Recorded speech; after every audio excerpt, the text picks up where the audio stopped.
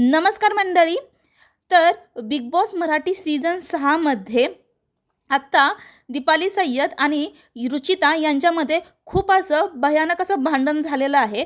या रुचिताचा गैरसमज झाला आहे की या दीपाली सय्यद यांनी आपल्याबद्दल चुकीचा गैरसमज सगळ्या घरांमध्ये पसरवलेला आहे की राकेश बापट यांनी आपल्याला एक वेगळ्या पद्धतीनं टच केलं आहे म्हणून.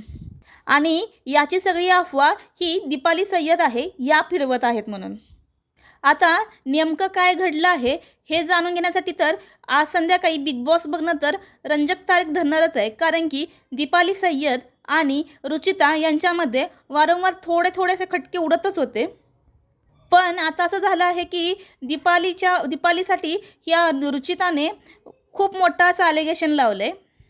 आणि या सगळ्यांवरती दीपाली ज्या आहेत त्या खूप भडकल्या आहेत. त्या म्हणतात की मी असं काहीही म्हणलेलं नाही आहे कुणालाही.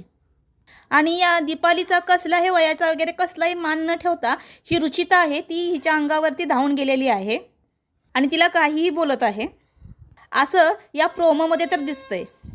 आणि रागाचा पारा दीपाली सय्यद यांचा अनावर झालेला आहे. आणि त्यावेळेस बरोबर दीपाली सय्यद म्हणतात की तू आता गप्प बस नाहीतर मी तुझ्या कानाखाली देईन.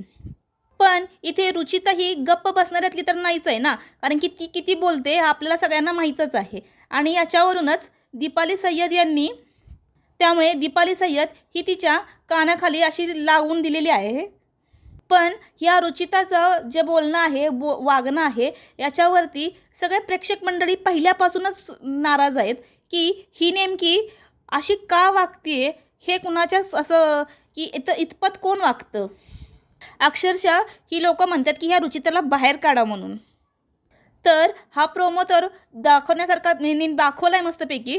तर ॲक्च्युअलमध्ये बिग बॉसमध्ये काय घडलं आहे हे संध्याकाळीच आपल्याला कळणार आहे. तर पाहायला विसरू नका बिग बॉस मराठी. आणि आपल्या चॅनलला पण लाईक करा, सबस्क्राईब करा आणि शेअर करा. धन्यवाद.